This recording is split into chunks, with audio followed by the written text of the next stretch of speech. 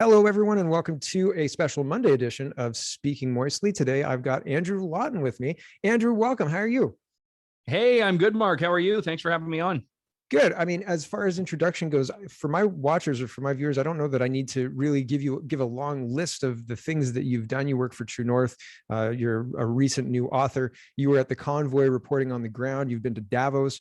There's a whole bunch of things that, I mean, just in the last 2 years, but even before that, you were already in the Canadian scene. You were covering the 2019 election, where the People's Party, that was their first election. And we were talking in the green room about how I met you there.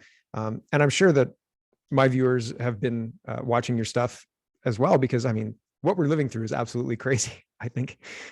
And people who are engaging with it in a way that is not the same as the mainstream media are popular. And you definitely engage with a lot of this stuff as man on the street, on the ground, et cetera, et cetera. So thank you for coming on, and thanks for coming to chat with me.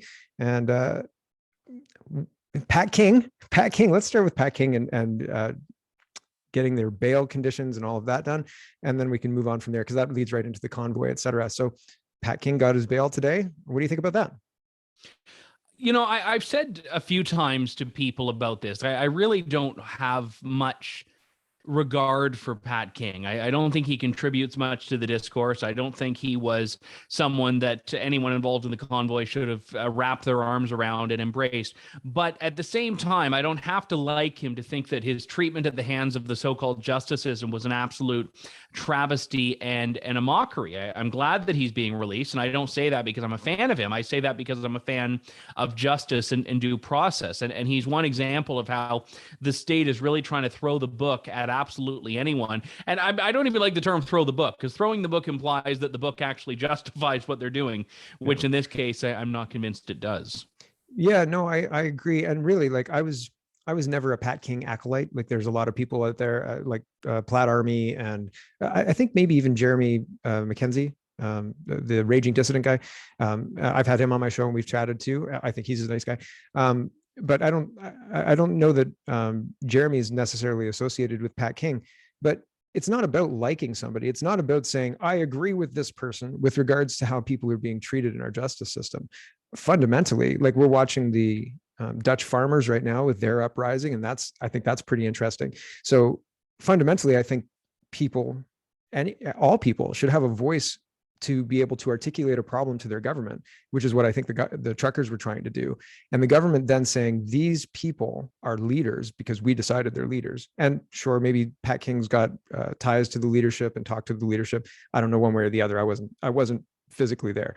But them saying this person is to blame, that's a huge problem for me, and really, really concerning. Like, were you at all concerned that the government was going to go after you regarding your reporting? No, I wasn't personally, just because I think that, well, let me actually take a step back. I didn't think that they were going to target me personally by, a bank account freeze or anything like that. But there were examples where I and other independent journalists were certainly directly affected by it. I mean, people may know, if they follow me, I got pepper sprayed in Ottawa covering the big police crackdown on that last weekend. Alexa Lavoie of Rebel, she took a tear gas canister to the leg. There was a photographer, like a mainstream media outlet photographer from New York, who ended up being thrown to the ground and zip tied as well before his editor pleaded with police, and they let him go, I think, like half an hour later. And, looking at the days after, walking around downtown Ottawa, I was threatened with arrest because police didn't accept that I was a journalist, because I wasn't a member of the Parliamentary Press Gallery, which is the establishment journalism group that covers the goings on Parliament Hill. So there were certainly examples where I was affected, and I wouldn't say targeted, because it wasn't like what's happened to Tamara Leach and Chris Barber and folks like them. But I wasn't worried about that, but I was worried about the broader implications of just anyone in this country that was really finding the charter rights the government said were being upheld really weren't. Yeah. And so when you're talking about going down and being pepper sprayed, and the Rebel reporter who got the tear gas canister on her leg, et cetera, to me, that says that the government is targeting you. But I understand, like, it was a big melee, and like there's lots and lots of people, and they're all freedom people, and it's hard for the police to distinguish. And I don't know that those instances would be they're targeting like you personally. I get that, but it seems like the whole media, like True North, Rebel, that whole media apparatus was given a much harder time than, say, CBC or some other reporters like that.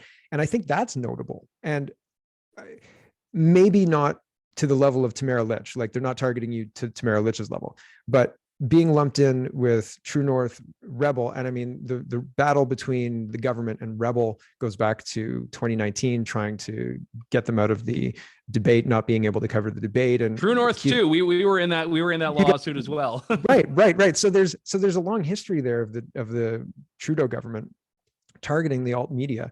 And so it's just another level of that, another layer of that. So for me, and I mean, I just sit in my garage and I talk to people, and I think conversation is the really important thing.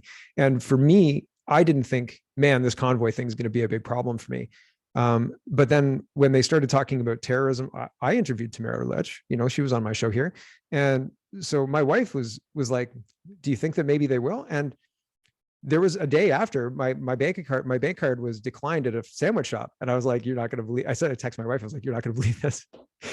So I had cash and I sorted it out, and it wasn't that, but I was certainly thinking about it. And it was certainly you guys in that battle to cover a debate played into my concerns about that. It's not just this situation, this convoy situation that the government overreacted to. They're losing their minds about being covered honestly by press they don't own. And that's very concerning.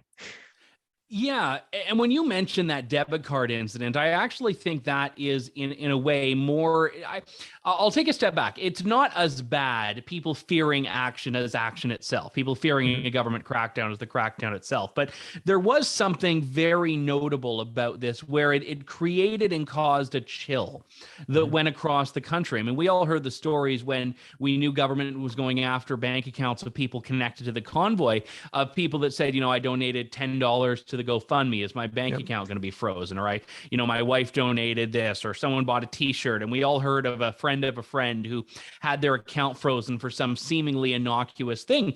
And these things were very important because no one knew what government was going to do. No one knew how far government was going to go. So there was a part of me that wasn't concerned, but was wondering, I covered this, I've tweeted about this, I've been here. Am I going to get swept up in this, even though I had never donated to the convoy, even though I didn't have any fiduciary relationship? And I guess that's the whole point, is the government was really putting forward this fear, and they were sowing this fear very deliberately, as if to make everyone else say, this is getting a little dicey. And even True North. I mean, True North is donor supported. We get donations from people who donate monthly or maybe once every now and then. And they were saying, you've been covering this. I don't know if I can't risk my account being frozen. I can't donate to you. Now, it could be a convenient way to just get out of donating, which, okay, fair enough. But I did think there was genuinely a sense of fear by people where they just weren't sure how far the state was going to go. Yeah.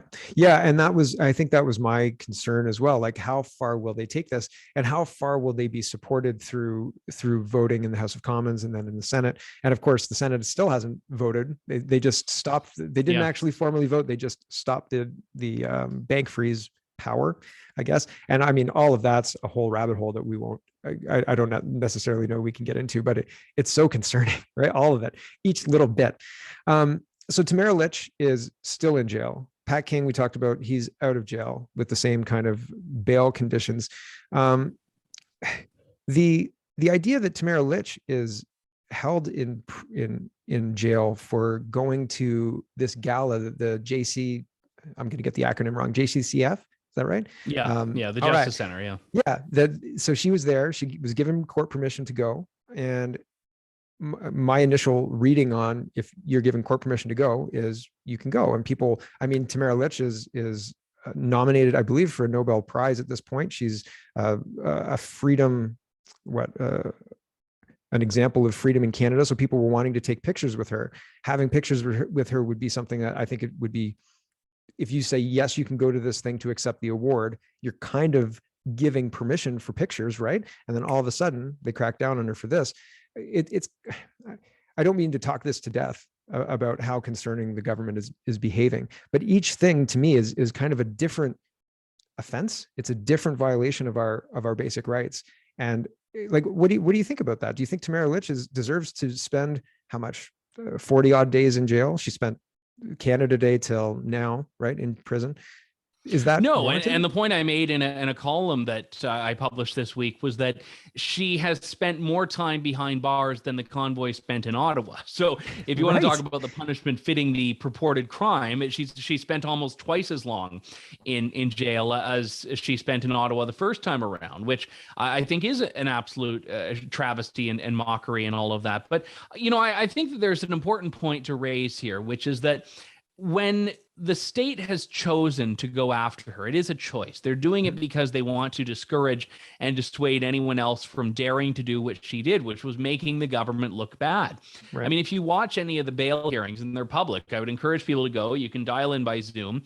The way that the Crown speaks of her, you'd think she was this organized crime ringleader. I mean, they spoke about her like she's some like revolutionary general trying to lead a coup. And, the justice of the peace who decided to keep her behind bars this time around was basically saying, yeah, there are other freedom movement protests right now. If you let her out, she's just going to like run out and start commanding them all and, storming the gates. And basically she's going to storm the Bastille if you dare to let her out. And the reality is they have this distorted view of who she is, of what she is, and of what the convoy was. And it's really an example of working towards a dedicated outcome. They've already decided they want to lock her up, and every interaction up until then is going to serve that. So they wanted to do it. They see the picture of her with Tom Marazzo at the JCCF dinner. Boom, that's what they needed. But it's not like that was new information to them. It's that was the thing that they saw they could latch on to do what they already wanted to do. Yeah. And it does seem like the government is kind of working their way back from a desired outcome. They're like, this is what we want. And how do we get there? Just throw anything you can at whoever needs to get this thing thrown at them to make it happen. And yeah, it is like the idea. Well, I mean, the idea that this person, Tamara Lich, should be in jail for as long as she has been for a mischief charge. If she had been declared guilty and sentenced, she would not spend this much time in jail. So the idea that they're she's going to come out ahead on time served if she's convicted, I think, where it's like the state will owe her time. Yes. It's so, oh man, it's disgusting. And I don't think most Canadians really understand the impact now and in the future, because like they're doing this and there's not enough pushback. So they've created the foundation, they've created the framework with which they can behave this way.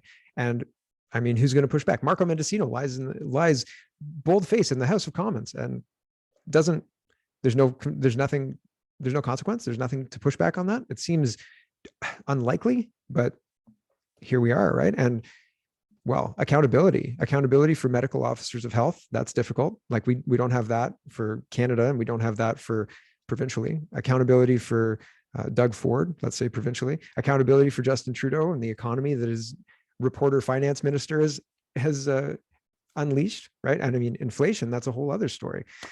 Jeepers creepers. But let's talk about covering the convoy, because that's what your book is about. You wrote a book, and what's your book called? It is The Freedom Convoy, the inside story of 3 weeks that shook the world. Very cool. And so what's the response been? And like, what's the biggest, or what's the best, your favorite story from the book? Or like, that's a good, no, story. I don't know. No one's actually asked me that before. So now good. I have to think of one very quickly and pretend that I'm not thinking of it by killing time idly. But I'll do that by answering your second question first of how the response has been. I'm truly, truly humbled by it. I mean, I did this very quickly because I wanted to make sure that this story got told, and I wanted to put it on the record because I did think there were so many examples of misinformation being peddled by the mainstream media. And the longer these things go unchallenged, the more they become a permanent part of the public record. So I wanted to do a book that isn't cheerleading. And one thing I will note is that a lot of people that, were members of the convoy may actually not like it, because I shouldn't say that, or they may not like parts of it, because I'm not writing this as a manifesto. I'm writing this as a piece of journalism to really go behind the scenes and help people understand this. And even people people that were there have reached out and said, oh, I didn't know about this, and I didn't know about this, which I'm glad to hear about. And I wrote this very quickly and had to do basically all through the month of April. I didn't sleep much, and I was interviewing key organizers. I was looking back on my notes from when I was in Ottawa and covering this thing throughout the convoy and all of that. And as far as the response, I mean, this week I just learned, or I guess it would have been last week, it was a #1 bestseller in Canada and the Toronto Star bestsellers list and the Globe and Mail bestsellers list, which I find fascinating because I know that there was like a book editor at the Toronto Star that was like having to like just like physically like forced his or her hand onto the keyboard to type this because it probably just brought them such pain. So that brought me joy imagining that scene. It hasn't been reviewed by the Toronto Star or the Globe and Mail, but they've put it on their bestsellers list. So maybe the review's coming. Yeah, congratulations. That's really good. That's awesome news. I'm glad to hear it. Thank you. Thank you very much. And it speaks to how much interest there is now. I mean, a lot of people were warning. I shouldn't say a lot, but some people warned me when I was writing this. They're like, by the time this comes out, it's going to be old news. And I said, well, maybe it is, maybe it isn't. But I think there are going to be enough people that want to learn about this. And now we've seen the stories just keep on coming. And I had no idea when I wrote it that Tamara Lich would end up rearrested. But as far as my favorite story, I'll actually answer that in a roundabout way. My favorite theme from the book was that no one could control this thing if they wanted to. And why that's important is because the media was so focused on, and the government was so focused on, the person at top, who were the organizers. If they didn't like someone like Pat King, they'd say, oh, Pat King was the organizer. If the state was cracking down, they'd say, okay, Tamara Lich is the organizer. And well, Tamara Lich and Chris Barber and Tom Marazzo and Benjamin Dichter, all of these people who are names that you and your audience may well know by now, well, they were certainly organizers. They could not command anyone to do anything. The truckers were their own people. The protesters were their own people. And there's one fascinating story where the organizers and police in Ottawa had actually arranged, they had made a deal that they were going to move trucks off this intersection of Rideau and Sussex, which is just east of Parliament Hill. And they did this so that they would free up the intersection. And the city of Ottawa had said, okay, if you agree to clear this intersection, we'll let you move trucks onto Wellington Street, which was the main street. So they had coordinated this, they had orchestrated it, they had planned when they were going to do it. And Tamara Lich, the convoy's lawyers, they went out to this intersection, they were getting ready to move the trucks, and the city brought in this big front end loader to remove the concrete barricades so that the trucks could move onto Wellington Street, which police had blocked off. And what ended up happening was the machine came in, and all of the other protesters who didn't know about this deal thought the police were preparing to move in. Oh. They thought the police were preparing to crack down. So the protesters surrounded the machinery and prevented it from being able to get in there. And they were actually hurting the convoy inadvertently. And at a certain point, the whole operation got called off. And you look at this, and it's an example of how this grassroots momentum was larger than what anyone who was an organizer or a leader could have ever done. Yeah. When I was covering, it is very interesting because there was not a lot of trust by the end of that 3 weeks or by the end of the convoy between leadership and individual trucks. So I remember reporting on that. And I remember reporting on and saying that even if Tamara or the leadership group wanted to, they couldn't direct any trucks to do anything. Period. Like if she shows up and she's like, I'm Tamara Lich and I'm going to tell you to do this, the guy in the truck is going to be like, no, I don't think so. And like I showed multiple YouTube or not multiple YouTube videos, multiple Twitter videos and things of people saying, listen, this is what we said we were going to do. I don't care who these people are and who they think they are.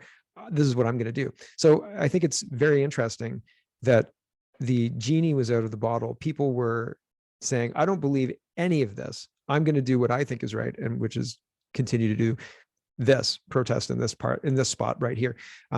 And yeah, hurting the convoy. I don't know. The whole point, it was very clear at the beginning that the convoy was trying to be peaceful and trying to make change in the government. And they were saying that they were apolitical and they didn't want to be the government. They didn't want to take down the government that way. They wanted like the government to fall how Canadian governments fall. right? And so the how that grew, I mean, the people on overpasses, right? Like I had friends who were messaging me saying, are you coming to the overpass to cheer on the truckers heading to Ottawa? And I was like, man, I can't believe how many people are talking about this. It was truly a Canadian movement. And by the end of it, the the seeds that had been sown, the mistrust and all that, meant you're exactly right. The leadership didn't have control of the convoy. The convoy was its own thing. And if they felt threatened, the citizens would go out to protect it. And I don't know if that's right or wrong. I think we're seeing that with the Dutch farmers now. But the whole thing was so surreal to live through that it's almost like a pinch yourself. Like, did it really happen? Did we seriously have like a street party in February in Ottawa to try and unseat this government? Yeah, man, it happened. Bouncy castles and hot tubs and all of that insanity happened. And we don't have a real good way in Canada to do a debrief on it. So, this is part of that debrief, your book, and looking at those stories and talking about how uncontrollable this thing was. But it wasn't out of control. It was just not in control by any group of people, in my opinion, from where I was sitting. And it sounds like you too. So yeah, I'm blown away because there's no postmortem. There's no, and like I talk about accountability a little bit, but in order to have accountability, we have to like understand what happened, who was responsible, what were the harms, and like, should we do this again? Was the cost worth the price we paid, or was the price we paid worth what we got? And we haven't had any of those conversations, not for COVID, not for convoy, not for really anything. And so it seems frustrating. And I want to ask you about police aggressiveness, but I feel like I've said a lot, and if you want to respond, you should. So go ahead, and then we'll talk about police aggressiveness.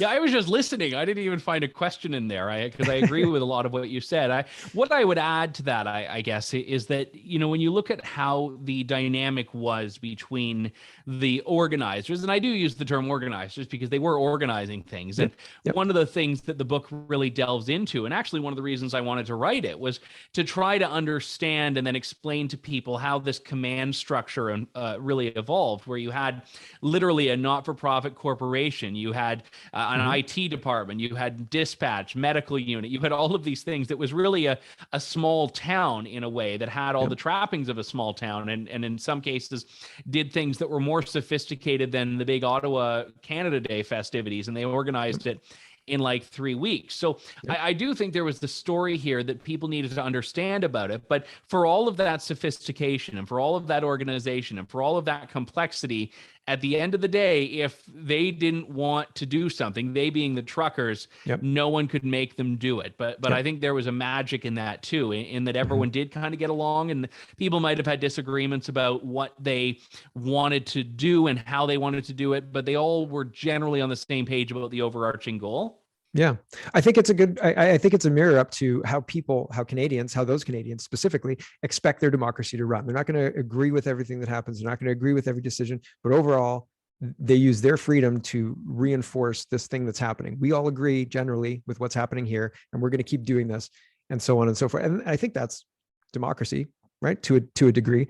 But it didn't fall apart from the truckers, right? And I mean, from what I saw, they had street captains, block captains, and they had part of the magic of what was happening is exactly what you were talking about, the different levels of command and people who were willing to volunteer their time, because it was volunteer, to do jobs that were necessary and to run things. The crime rate in that part of Ottawa was zero during that occupation time.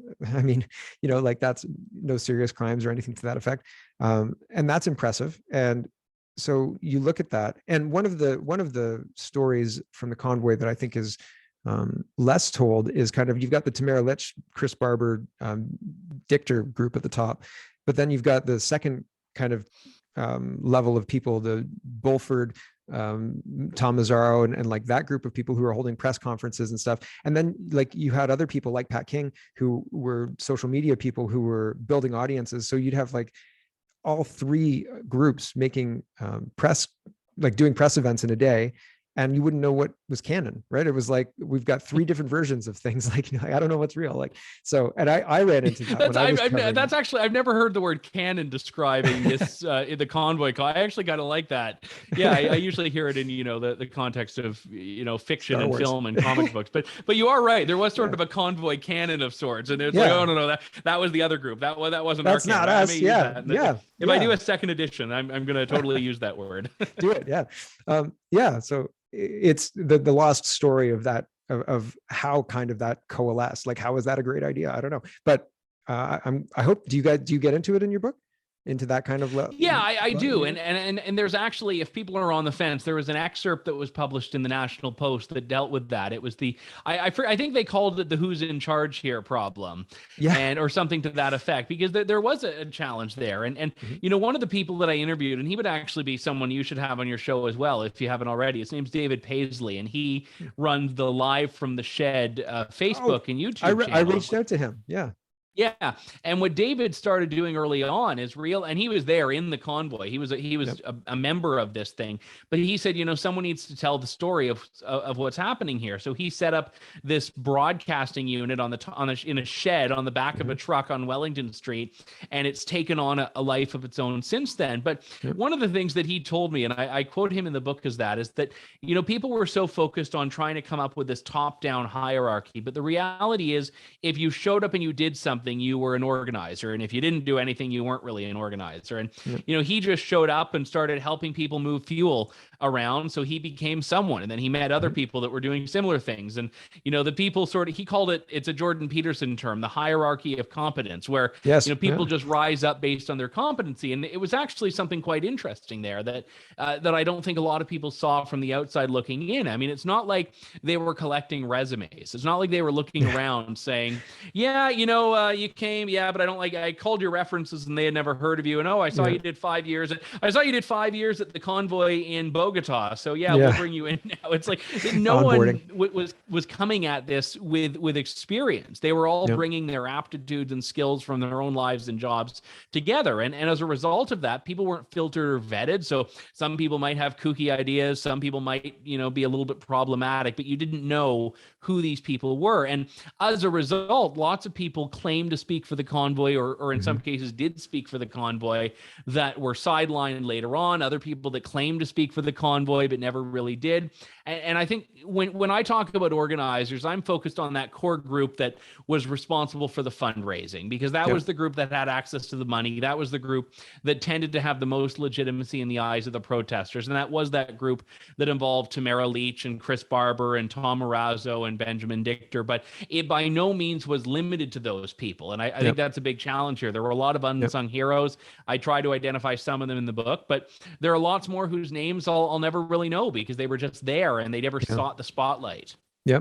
And I totally, I hear that loud and clear, like for me covering it from here, right? Because I didn't go, because there was so much going on. Like there was so much about it. I had people contacting me, telling me I should go. And I thought, this is weird. This is an interest. Like this is a departure from what my audience usually tells me. So there was all sorts of that. So I didn't go, but I was talking to Greg Wycliffe, who was doing Man on the Street interviews, and I'd have him on. I do Speaking Moistly with him weekly. So I'd have him on just as an update into what's going on in the convoy, and people were really interested, and they watched his live streams. He would do 6-hour-long live streams from downtown Ottawa, and people were shown a really different side than what the news was reporting. The news was reporting something that was fiction almost, or I didn't see the reality in what the news was reporting based on what I was seeing from people's live streams on the ground. And so that really changed some people's minds. I think there was a lot of people who were thinking one thing and then found coverage like you and like Greg and people on the ground and really changed their minds. So there is still hope, but our media is very, very, very problematic, I think is a term. What I wanted to ask about police aggression. So that last weekend there, at the beginning, you said you were pepper sprayed. What was that like in the last weekend? When I was covering this, it was very cordial. Police. I showed a picture or a video of an OPP officer opening up the back of his cruiser and taking pictures with convoy people, they'd get in the back of the cruiser and they're like, oh, I'm under arrest, ha ha ha, and no problems. Like people were fist pumping or like fist pounding police, and there was no problems at all. And then all of a sudden there was a big change, huge temperature chilling, and then we had there was a horse running over an old lady, and other things that were definitely a departure from what you would expect in Canada. Can you speak to that? Yeah, I think that one of the big dynamics is that a lot of people in the convoy really thought the police were on their side. And in some cases, they had good reason to, because a lot of individual officers were. I mean, there were police that were phoning up people in the convoy to tip them off about things. And even the liaisons they had, the police officers or the police departments fielded liaisons that kept in touch with convoy organizers. And in some cases, they actually grew generally pretty close by the end of it, more with the OPP liaisons than the Ottawa police liaisons, where that trust never really was fully built between organizers and police.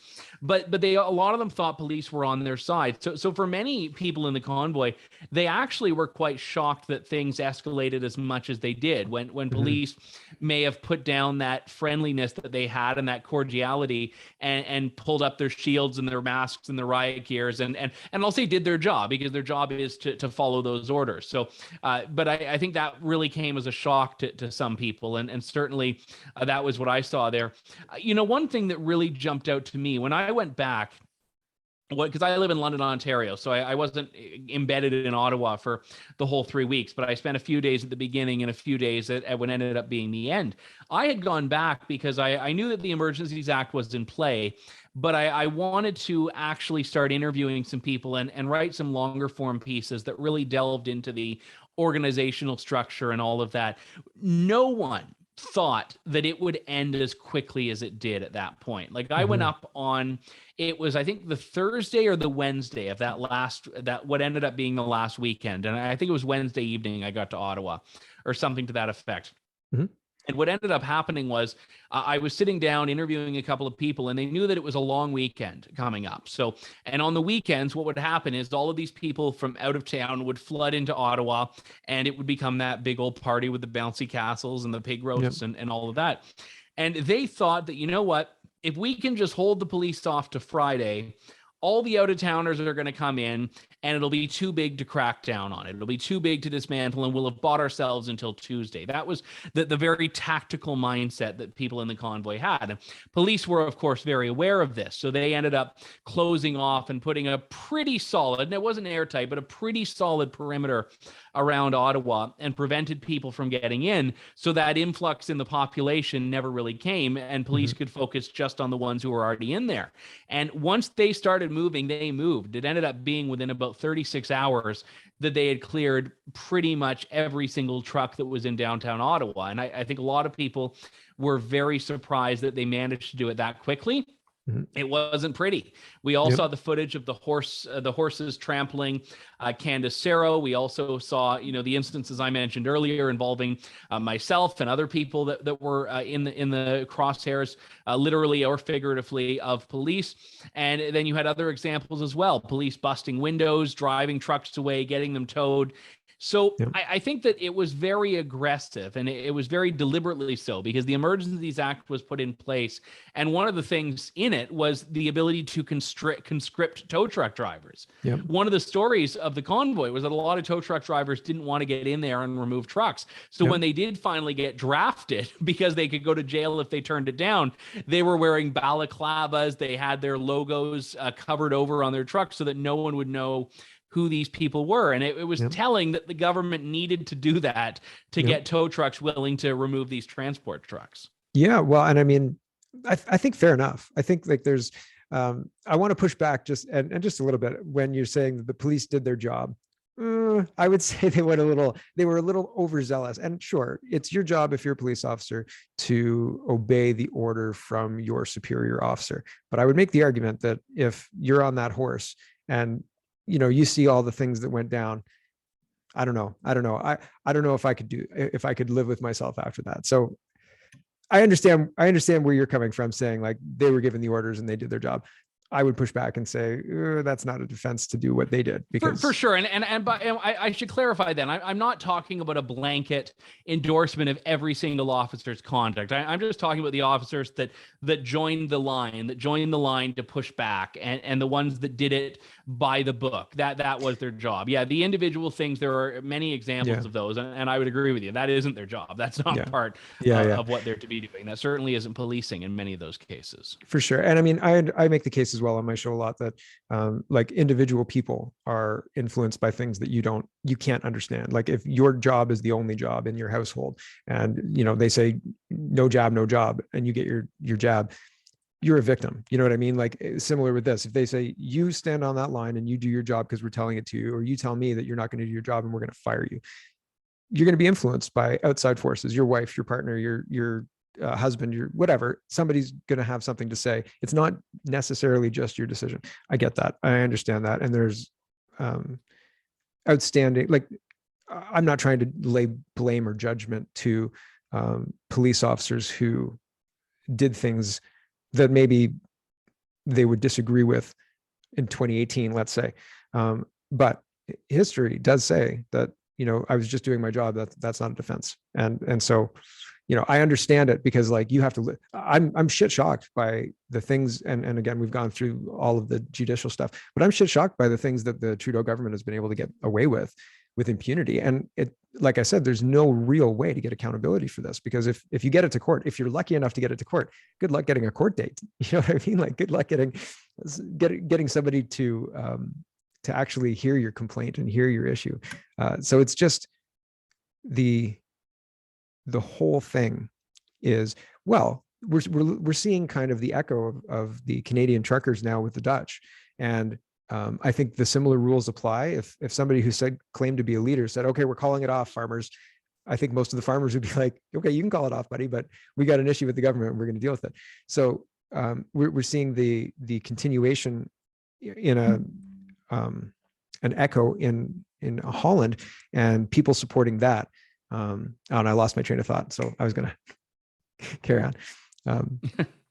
One thing I would add to that, though, is that you're also looking at a situation here where all of these other countries that have gone through it, none of them wanted what happened in Ottawa. So they often went even more aggressive. Like I remember when there was a little mini convoy in Paris, there was this one video that stands out to me where a guy literally just stopped. Police had said, you can't even so much as stop a car on this street. And if you do, we're getting you. And there was one where a guy literally just like stopped on the street, and police like broke his window and literally pulled him out of it because they had just decided we do not want even a single vehicle to start what's happening in Ottawa. And I think the Dutch thing is very similar, where you've got, I mean, in that case, the farmers are very much winning, but you had people early on that said, I saw what happened to Ottawa. I don't want that to happen here. And there's a lot, I mean, other countries I think are very afraid of this. And I mean, in Canada, we just have a lot more of an integrated, like our trucking industry, I think is a lot stronger than it is in Europe and a lot larger than it is in Europe. But I think that certainly weighed more heavily on that. But when you look at the ones that popped up in Australia and to Brussels, the United States, I mean, this is not insignificant how other people took their cues from what happened in Canada. Yeah, certainly. And I'm kind of proud of that. I hope that continues to influence, and we'll see how that all plays out. The French Parliament, they have a long history, and I think the Dutch do too, of painting buildings with manure. Have you seen this? Like if you look, I saw it. Is this like a thing they do? This is like not just a. Yeah, in like 2014, I came across, because I liked politics in 2014, but in 2014, I came across footage of somebody painting a white building with manure, and it was a political video, but it didn't have like a date or a name or anything on it, and I was like, what is happening here? They look angry, and there's flags, but I don't get it. And then I looked into it. Well, you're rarely happy when you are brought to like hauling manure to a building. Yeah. Like I can't imagine you're ever doing that because you're having a great day. And, I'm gonna load up the manure van and drive down to, whatever the Dutch Parliament's called. Yeah. Because I saw the videos last week or 2 weeks ago of like the manure spreaders just like shooting it at the building. But I thought they just came up with it. I thought they were improvising. I didn't know this was an established Dutch tradition by now. Okay, no, I think it's French. I think it was French. I think, Oh, but I think the that Dutch, sounds like something the French would start. yeah, I think the French were doing it in at least 2012. But it's one of those things. But I thought it was wonderful. I thought it was absolutely, like, it really gets the message across Yeah, about how you have. the Canadian convoy was feces free, which is, I Yes, think, see. I mean, the government's probably very grateful this didn't happen like a month before the Ottawa convoy, or Oh my goodness, yeah. Rideau Cottage would have been very messy by now. Ooh, yeah. I mean, I don't know if you could get that equipment that close. Although it'd be interesting to see them try. Okay, there was one other thing. I do not encourage or condone any of this, by the way. Of course not. I don't want violence. I only want good political. I want honest political discord. That's what I want. I want people who are going to, like, I want people in power and in. Oh, that was the last thing I wanted to ask you about. Yeah. Pierre Poilievre, obviously we have to talk about him, but I want people in power who are going to deal with the reality of the situation that we find ourselves in, no matter what that reality is. If it's uncomfortable, if it's not nice, if people don't like us, or we don't like other people, or whatever it is, I'd just like the reality and all sides of the reality. I don't want, this is the part of the reality that we'd like you to understand, and this over here is alt-right and you're not allowed to look at it. And if you do, you're fill in the blank.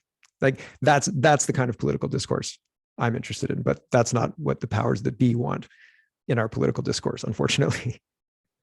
All right. Yeah, so, I think you're right about that. Yeah. Last question for today. Pierre Poilievre, what's your take? What do you think? Is he going to win? Where's he going to take the Conservative Party? Go. Well, I think that, I mean, look, I think he has the easiest path to victory of all the Conservative leadership candidates. I think he's definitely a front runner, and I don't want to pretend otherwise. But, with Patrick Brown out of the race and different candidates in a ranked ballot, it's very possible things could end up going in different directions. One thing I'll say about Pierre Poilievre, though, that's quite interesting is that his success right now, or what looks like, and I'll say success, I mean, win or lose, he's had a successful campaign, I think. I would agree. It's in large part due to the convoy and the whole thing. And because a lot of the critics of the convoy looked at it and said, well, they didn't get what they wanted. The federal mandates weren't dropped. Even right now, to this day, the trucker mandate for cross-border truckers is still in effect. It's still on the book. Yep. So people have said, I don't actually think they did anything. They did affect change, I think, at the provincial levels when you looked at some of those changes. But the big thing was the ousting of Aaron O'Toole. And people can easily forget, going back to the 2021 election, the Conservatives were not taking a position against mandates. Some individual MPs were, but the party itself wasn't. The party itself was not taking a strong position. It was only the People's Party and Maxime Bernier of Canadian political parties that were actually speaking out about this, which is, I think, why the PPC did so well in 2021 compared to 2019. So, and when the truckers were on their way to Ottawa, Aaron O'Toole still could not give a straight answer of whether he supported them at a time when almost every single Conservative Canadian did. So the ousting of Aaron O'Toole was, I think there were other factors there that predated the convoy, but the convoy certainly made it timely and gave some political cover there to O'Toole's critics. But the fact that, look at the race that followed that, people are battling about who was a bigger supporter of the convoy. You had like Leslyn Lewis and Pierre Poilievre at one of the debates talking about, I supported the convoy first. No, I supported it first. And Roman Baber saying, no, I supported it before all of you. Like, they're actually fighting about who was a bigger supporter of the convoy. And I think in general that you finally have in the opposition party a robust discussion about these issues is a victory of the convoy. Yeah, no, I would certainly agree. I think it's a little bit difficult to see the victory in the convoy, but yeah, when you put it like that, it is a very straight line to from the ousting of Aaron O'Toole, which was 100% the convoy's doing, to the discord that is happening within the Conservative Party now, because none of it would be happening if Aaron O'Toole were still in charge. None of it. It would all be the same as it was last year. The other thing is Leslyn Lewis is coming out against net zero, although she's still talking about sustainability and other green initiatives, but she's coming out against net zero because of what it's doing to Germany and the United Kingdom. So that's a departure from where we've been. I just want to respond to your Pierre Poilievre stuff because, like, I agree largely. With Patrick Brown out, though, I think whatever they were trying to do with Charest, because it seemed like Charest and Brown were kind of tag teaming, and this is just gut. Like I don't have anything to be like, see, they're tag teaming. Well, Brown endorsed Sheree at the end there when he was like, all right, I'm going, but you should Yeah, vote I for mean Sheree. they were both the explicitly anti-Poilievre candidates. Yeah. They're the Yeah. only ones that would not say whether they would run under a Pierre Poilievre Conservative Party if he wins. Right. Exactly. So all of the feeling I got from them was that they were trying to, I don't know if there's some kind of, I don't know, system or something like that, some kind of political theory that has these two people running, you know what I mean, in a ranked ballot Well, system. it's a ranked ballot. So, I mean, yeah. basically what they were doing is they were trying to do the 1-2 thing where, and again, not that it was an official deal, but, Jean Charest voters will vote Patrick Brown number 2. Patrick Brown voters will vote Jean Charest number 2. So they were basically hoping that the two of them combined would be enough to defeat Pierre Poilievre. Gotcha. Okay. So that makes perfect sense. And that was the feeling I got from both of those camps. Like they kind of depended on each other. Now one's gone and the other's Sheree's not viable, but I see what you're talking about. Together, they may have enough votes to unseat the 50% in the first round, blah, which again, I think Mr. Poilievre will probably win this leadership campaign. And if he wins that, well, we're in for an interesting election.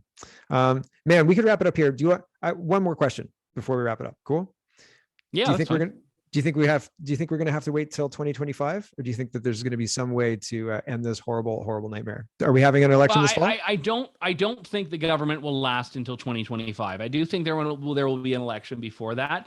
I don't necessarily think that this fall election rumor that's going on that we'll all be back to the polls in October. I don't buy that, but I think we will get to vote before 2025. Yeah, interesting. There's a municipal election in Ontario, right, for October. So, man, like, yeah, I agree with you. I don't know what is going to be the catalyst to unseat this government, because it seems like Trudeau can pretty much do what he wants when he wants. So, with Jagmeet Singh on board, so I don't know what's going to drop it, but it seems I don't think that it's going to last that long either. But I would be, other than the haircut and the campaigning that Justin Trudeau is doing, I don't see any other election signals. That haircut's terrible. Yeah, you can't win an election with that haircut. I think that tells me that there's no election for a little while. Perfect. Okay, well, thank you so much, Andrew. I appreciate you coming on. Where can people find you if they're looking for you and they don't know? I am at Andrew Lawton on Twitter. My Substack is andrewlawton.substack.com. True North, tnc.news. We're all over the place, and you can get my book on Amazon or Indigo or hopefully your local bookstore as well. And it is called The Freedom Convoy, the inside story of 3 weeks that shook the world. Awesome. You should check it out, pick it up. And I hope you many more weeks on the bestsellers list and on Globe and Mail's list and Toronto Star's list, because it makes them angry. And that makes me happy. So thanks for coming on and hang out, because we'll chat in the green room. And everybody out there, thanks for watching. I'm hoping to be on with Greg later this week, but I haven't heard back. So he's being a snake. And I'll hopefully do more of these interviews through the rest of the summer. So thanks for watching, and we'll catch you next time.